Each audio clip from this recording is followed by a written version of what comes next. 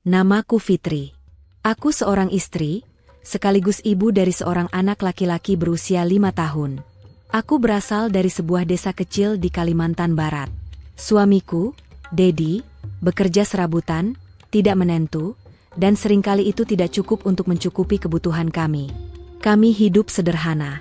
Terkadang aku merasa bahwa tak ada yang bisa kulakukan untuk mengubah keadaan kami. Namun, aku tahu satu hal, hidup harus terus berjalan. Mungkin, itulah yang membuatku terpaksa menerima tawaran itu.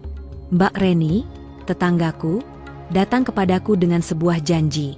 Tawaran bekerja di luar negeri, di Kamboja, dengan gaji 20 juta sebulan. Kerja pabrik elektronik, fit, bersih, nggak ada yang aneh, katanya dengan percaya diri. Proses paspor dan tiket sudah diurus, katanya. Aku tidak perlu repot-repot. Itu terdengar seperti berkah.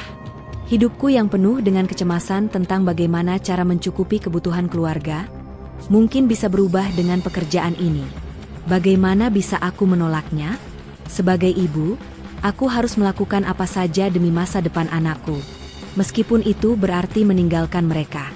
Suamiku, Rafli, anakku yang masih kecil. Aku meremas tangan anakku yang sedang tertidur lelap malam itu. Rasanya hatiku hancur. Tapi aku harus kuat. Aku harus berangkat. Aku tak tahu apa yang akan menantiku di sana, tapi aku tahu aku harus mencobanya. Demi keluarga. Pagi itu, aku mengemas segala sesuatu dengan hati yang berat. Dedi mengantar aku ke bandara, wajahnya penuh cemas, tapi dia tak mengucapkan kata-kata yang bisa menghalangiku. Aku tahu, dia juga mengerti kenapa aku harus pergi. Meskipun dia tidak pernah siap dengan kenyataan ini. Jaga diri kamu, Fit, ucapnya dengan suara yang tertahan, matanya sedikit berkaca-kaca.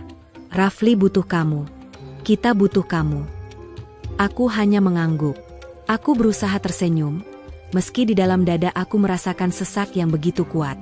Aku ingin berteriak, memberitahunya bahwa aku tidak siap, bahwa aku lebih memilih untuk tetap tinggal. Namun aku tidak bisa. Aku sudah berjanji. Sesampainya di bandara, suasananya terasa asing. Begitu banyak orang, tetapi aku merasa terasing. Aku mengikuti Mbak Reni dan beberapa perempuan lain yang juga ikut berangkat. Mereka terlihat tidak khawatir. Mungkin mereka sudah lebih sering pergi ke luar negeri. Namun, aku merasa ada yang aneh. Aku tidak tahu apa yang membuatku merasa begitu, tapi perasaan itu semakin kuat. Kami dibawa ke ruang tunggu yang sepi, jauh dari keramaian. Kami hanya menunggu tanpa banyak bicara. Setiap detik terasa